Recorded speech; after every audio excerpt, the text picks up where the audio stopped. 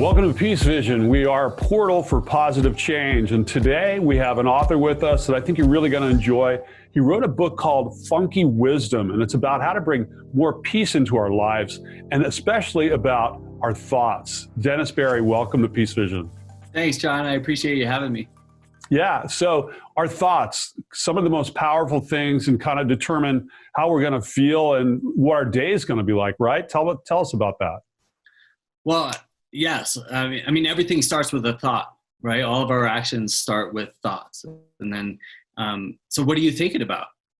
So with that in mind, are you thinking about the negative things that are harmful, that are hurting you, about politics, about things that make you angry? A lot of people, when I talk about, like, what's your most valuable asset? And people will say things like their money, their house, their cars, their investments, whatever it is. But that's not true. Your most valuable asset is time. So with that in mind, how are you spending your time? We can't get our time back. You can get money back, but how are you spending your time? And are you worried about, like, the president, or like these things that make you angry or fearful or frustrated? Or are you thinking about happy thoughts? If you think about your thoughts and how they control you, if you're doing or thinking something that's making you unhappy, stop doing that and change. It sounds simple, right? But it's we're bombarded every day, if we watch commercial television, with negative news, whether it's from the right or the left, and you're just bombarded with it. So you really kind of like have to catch yourself and say, I'm going to tune into my own receptors and put positive thoughts in, and really tune out of the things that kind of bring us down. Is that it?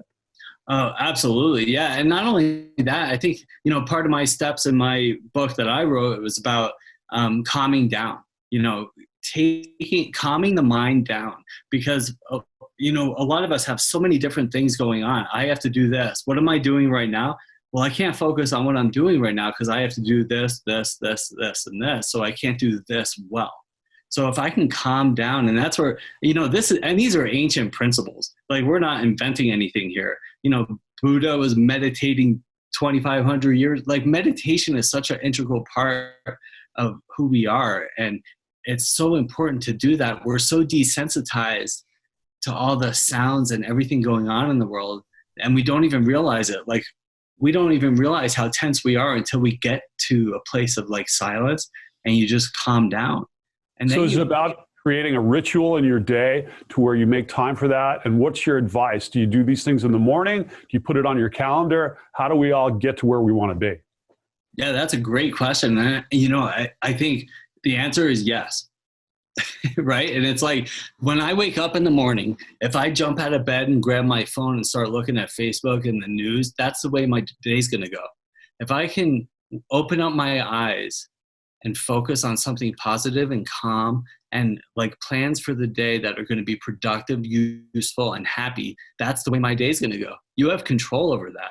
And the other thing is, a lot of people say, oh, well, I woke up and then my day was crappy. I have to wait until tomorrow to start over. You could start your day over anytime. Start your day over now. If it's not going well, like, go to the bathroom, sit down for a second, and start over. You don't have to wait until the whole world falls apart and you wake up tomorrow morning and start over. Somebody once told me, and I don't know if this is true or not, but most people have the same 1,000 thoughts going through their head every day, and the majority of them are not positive. So we really do have to kind of catch ourselves, don't we? Yeah, that also a great point. And they say, actually, the average person has, like, there's conflicting numbers on this, but between 60 and 80,000 thoughts per day. And that would be great if they're all productive, but most of them are not. Most of them, And I think calming your mind down, like, if you're having 60 to 80,000 thoughts a day, that's almost one per second.